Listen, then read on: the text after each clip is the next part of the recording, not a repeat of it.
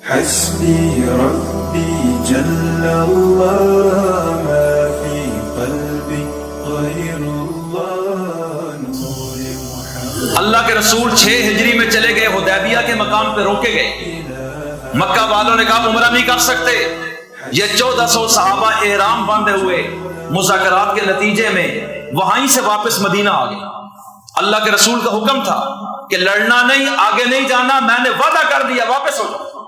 اب اس معاہدہ ہوا حدیبیہ کا قریش مکہ کے ساتھ، حالانکہ وہ کافر ہیں، اور ادھر مسلمانوں کے نبی کا ہوا، اور اس میں ایک شرط یہ لکھی ہوئی تھی کہ 10 سال تک دونوں فریقوں میں جنگ نہیں ہوگی، جنگ بندی کا معاہدہ ہے۔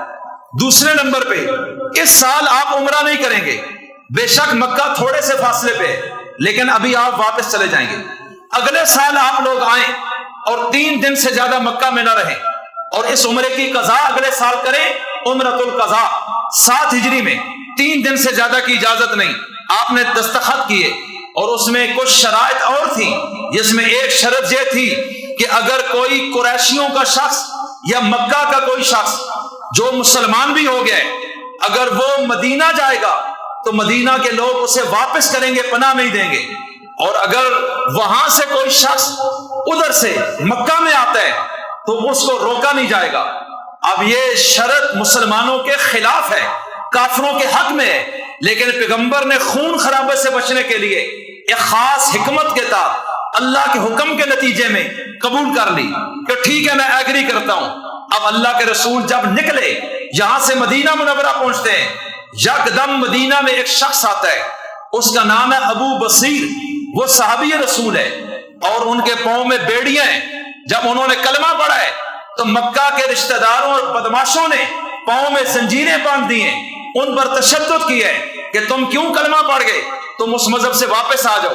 انہوں نے کہا میں نہیں آ سکتا۔ اس سے پہلے مسلمان ہجرت کر کے جاتے تھے، لیکن چونکہ معاہدے میں لکھا گیا اب اگر کوئی مسلمان مکہ سے مدینہ ہجرت کر کے جائے گا تو مدینہ والے اس کو واپس کریں گے اپنے رشتہ داروں کے پاس۔ ابو بصیر یہاں سے نکلے اور بھاگ گئے اپنی جان بچانے کے لیے۔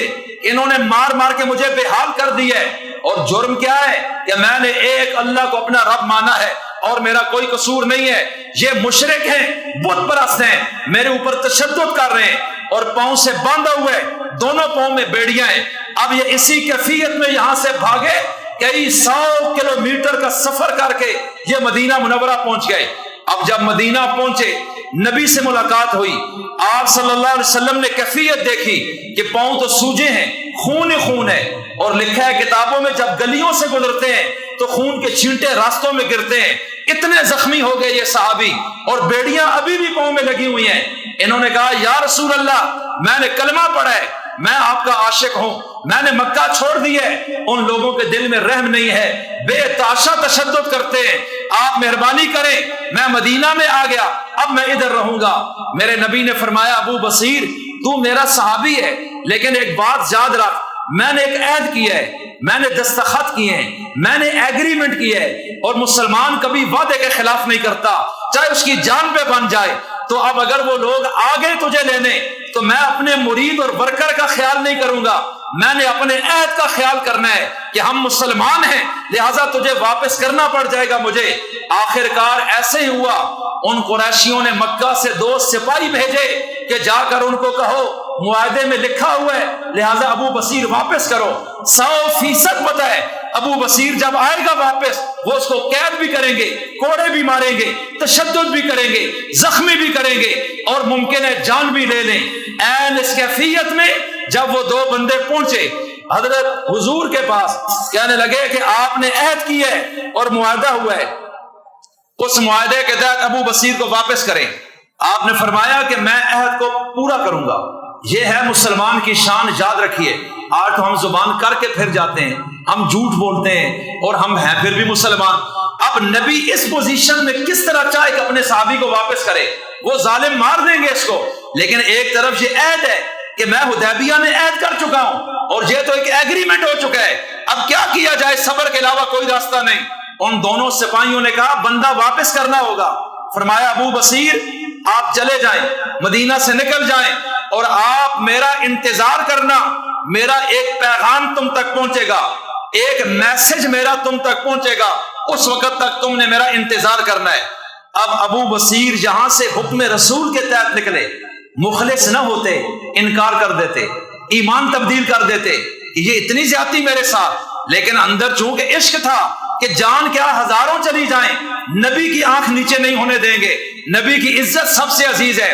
ابو بصیر نے اپنے آپ کو ہینڈ اوور کر دیا، اور حضور یہاں سے رخصت کرتے ہیں، کہتے ہیں جاؤ اللہ تمہاری مدد کرے گا۔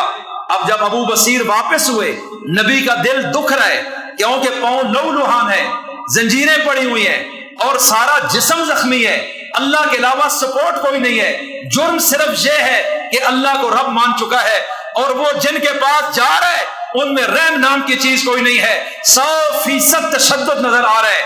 یہ صحابی بھی واپس ہوئے کہ نبی کا حکم ہے۔ اب نبی وہاں سے اٹھے، روتے ہوئے نبی کے آنسو نکلے، مسجد نبوی میں پہنچ کر ہاتھ اٹھائے، اے میرے رب میں نے تو وعدہ پورا کیا ہے، لیکن تجھے پتہ ہے ابو بصیر میرا سچا عاشق ہے، تو خود اس کا کوئی راستہ نکال دے، میں اس کو روک نہیں سکتا، میں نے تو عہد پورا کر دیا ہے، لیکن میں اس کا درد دیکھ بھی تو نہیں سکتا۔ اب نبی نے ہاتھ اٹھائے، اللہ نے راستے میں حالات کیسے پیدا کیے کہ ابو بصیر نکلے، مدینہ سے کچھ فاصلے پر نکلنے کے بعد وہ دونوں سپاہی کہنے لگے تجھے بڑا عشق تھا تیرے مصطفیٰ سے، دیکھ لے تجھے نہیں ہوا۔ بس انہوں نے کیا کیا، انہوں نے تلوار نکالی، ایک لمحے میں وہ نبی کی دعا ایسے قبول ہوئی، اللہ نے اسباب بنائے، انہوں نے ایک کافر کو بھی قتل کیا، دوسرے کو بھی قتل کر دیا، وہاں سے بھاگ کر مکہ اور مدینہ کے درمیان ایک جنگل میں جا کر ڈیرا لگا لیا کہ نہ مدینہ میں جا سکتا ہوں کہ نبی کا حکم ہے، اور مکہ کی طرف چلا لیکن میں وہاں بھی اپنے آپ کو لے جا کے اپنے آپ کو مروا دوں گا۔ اس لیے وہی اللہ کی تقدیر آئی، ابو بصیر جنگل میں رکے۔ پھر اللہ کی قدرت ہر کام میں ایک حکمت ہے، ادھر نبی کو بھی وہ گلا نہیں دے سکتے کہ مدینہ میں تو داخلہ بند ہے وعدے کے تحت، باقی اگر کہیں اور ہے تو مدینہ میں نہیں، مدینہ میں آئے گا تو یہاں سے واپس کیا جائے گا۔ اب وہ جنگل میں رکتا ہے، کچھ عرصے بعد وہ تشدد کرتے ہیں اور لوگوں پر، تو وہ جو بھی بھاگتا ہے پتہ ہے مدینہ میں جائیں گے تو واپس کر دیے جائیں گے، تو مدینہ میں جاتے ہی کوئی نہیں ہے۔ جو بھی آیا ابو بصیر کے پاس رکا، اللہ کی قدرت 300 مسلمان جہاں اکٹھے ہو گئے۔ اب ان یہ طاقت بن گئی، اب آئندہ مکہ کا کوئی کافر مدینہ آتا ہے کسی تجارت کے لیے، یہ رستے میں پکڑ کے اس کو پھینٹی لگاتے ہیں، تیری ایسی کی تیسی، تو کیسے مدینہ میں جاتا ہے اتنی آسانی سے۔ اب وہ لوگ پریشان ہیں، بھاگ رہے مسلمانوں کے نبی کے ساتھ، اللہ آپ کو اللہ کا واسطہ ان کا کوئی حل نکالے۔ فرمایا میں نے تو نکالا ہوا ہے، وہاں سے تو نکال دی ہے، اب میں کہیں اور سے تو ان کو واپس نہیں کر سکتا، میرا کوئی ایگریمنٹ نہیں، اگر مکہ سے کوئی کہیں بھی بھاگ جائے تو میں تمہیں دوں، ایسی بات نہیں لکھی ہوئی، اس میں یہ لکھا ہے اگر مدینہ میں آئے گا تو واپس کیا جائے گا، مدینہ میں میں کسی کو نہیں ٹکنے دوں گا، باقی اگر کوئی مکہ سے نکل کے کہیں اور جا کے رکتا ہے تو وہ میرا مسئلہ نہیں ہے، یہ تمہارا مسئلہ ہے۔ اب انہوں نے دیکھا یہ تو ہمارے لیے مشکل بن گئی، آخر وہ خود پریشان ہو گئے، مدینہ میں درخواستیں کرنی شروع کر دی، اور ادھر ابو بصیر اتنے بیمار ہوئے، کچھ عرصے بعد بوڑھے بھی ہیں کہ کئی مرتبہ ان صحابہ نے دیکھا یہ ابھی مر جائے گا، ابھی مرے گا، لیکن روح نکلتی نہیں ہے۔ ایک دن انہوں نے کہا تیرا جسم بڑا سخت ہے، تیری روح نکلتی نہیں، اتنا بیمار ہو، اتنے بوڑھے ہو۔ انہوں نے کہا میرے نبی نے ایک حکم دیا تھا کہ تم چلے جاؤ اور ایک وقت آئے گا میرا پیغام تب تم تک پہنچے گا، تو ابھی تک تو وہ پیغام آیا کوئی نہیں، روح کیسے نکل سکتی ہے؟ پیغام آئے گا تو روح نکلے گی، اس پیغام نے روح کو روکا ہوا ہے، کیونکہ میرے نبی کی زبان کبھی غلط نہیں ہو سکتی، اس لیے جتنا بھی بیمار ہو جاؤ جب تک پیغام مصطفیٰ نہیں پہنچے گا۔ آخر ایک دن آتا ہے کہ یکدم مدینہ سے نبی کا بلاوا آتا ہے، قاصد آیا، ابو بصیر سے ملا، کہا نبی کا یہ پیغام ہے، بس ادھر پیغام سنا، ساتھ ہی کلمہ پڑھتے ہوئے روح پرواز کر گئی۔ تو میں عرض کیا کرنا چاہتا ہوں کہ صحابہ کی جانیں گئی ہیں، اپنی جانوں پر بنائے، لیکن نبی کے حکم کو کبھی نہیں توڑا۔ یہ یاد رکھیں وہ تھے وہ لوگ جن کا اللہ ذکر کرتا ہے قرآن میں بار بار، اور آج ہم مسلمان ہیں اور ہم کس پوزیشن میں ہیں یہ آپ کو خود سوچ لینا چاہیے، اندر اپنے ضمیر کو جج بنائیں کہ اگر ابھی مر جاؤں اللہ کو کیا جواب دینا ہے، کیا میں کلیئر ہوں؟ نمازیں میرے ذمے نہیں، روزے کلیئر ہیں، بہنوں کا حق دے دیے، بیوی کا بیٹیوں کا حق دے دیے، یا کوئی اور ہے میرے اوپر؟ اگر ہے تو پھر سوچ لیں کہ آگے جا کے بننا کیا ہے۔ اس لیے بھائیو، عشق مصطفیٰ وہ ایک چیز ہے کہ جس میں اگر آپ اپنے آپ کو ڈبو دیں انشاءاللہ نبی کی اطاعت یہ عشق آپ سے خود کروائے گا، ہر حکم قبول کرنا آسان ہو جائے گا۔ اللہ سمجھ کی اور عمل کی توفیق عطا فرمائے۔ وما علینا الا البلاغ المبین۔